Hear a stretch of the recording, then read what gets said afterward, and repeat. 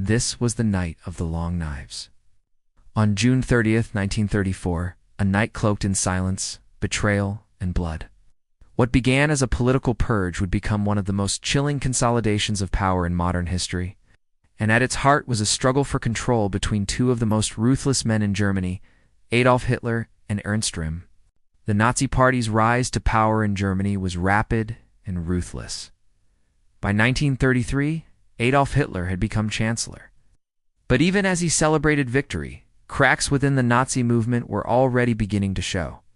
The SA, or Sturmmitteln, often called the Brown Shirts, had played a crucial role in Hitler's rise. They were the paramilitary thugs who intimidated opponents, disrupted rival meetings, and projected Nazi power onto the streets.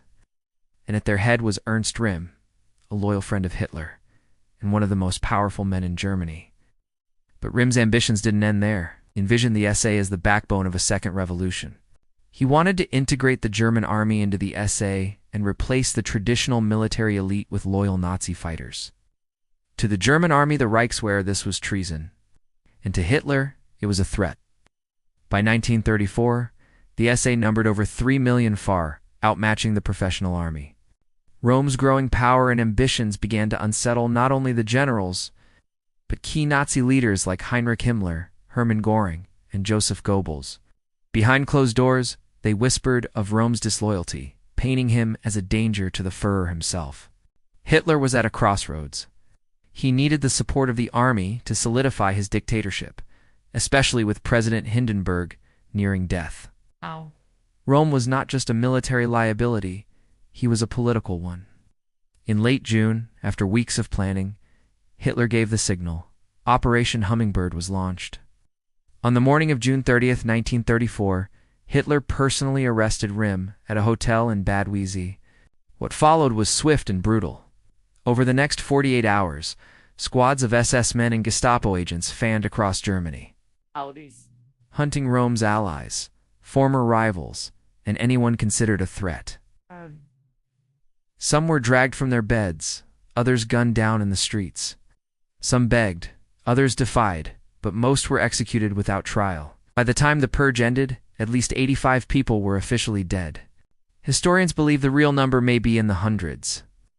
Even former Chancellor Kurt von Schleicher was not spared. Neither was Gregor Strasser, once a powerful Nazi rival. This wasn't just a purge of the SAIT was a message. Loyalty to Hitler was absolute, and dissent meant death.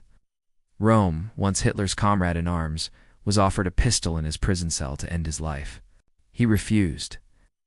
Hours later, SS men entered his cell and shot him dead. After the bloodshed, Hitler addressed the Reichstag. He didn't deny the killings. Instead, he justified them. He claimed he had acted as the supreme judge of the German people, preserving the nation from chaos and treason. The army, pleased with Röhm's removal, pledged its loyalty to Hitler. And when President Hindenburg died just weeks later, Hitler merged the offices of Chancellor and President, becoming the absolute Führer of Germany. The Night of the Long Knives had eliminated his enemies, silenced his critics, and cemented his total control. In the shadows of history, the Night of the Long Knives stands as a stark reminder of how power is preserved, not always with laws, but with fear. It marked the birth of Hitler's dictatorship and foreshadowed the terror that was yet to come. One night, dozens dead, a nation forever changed.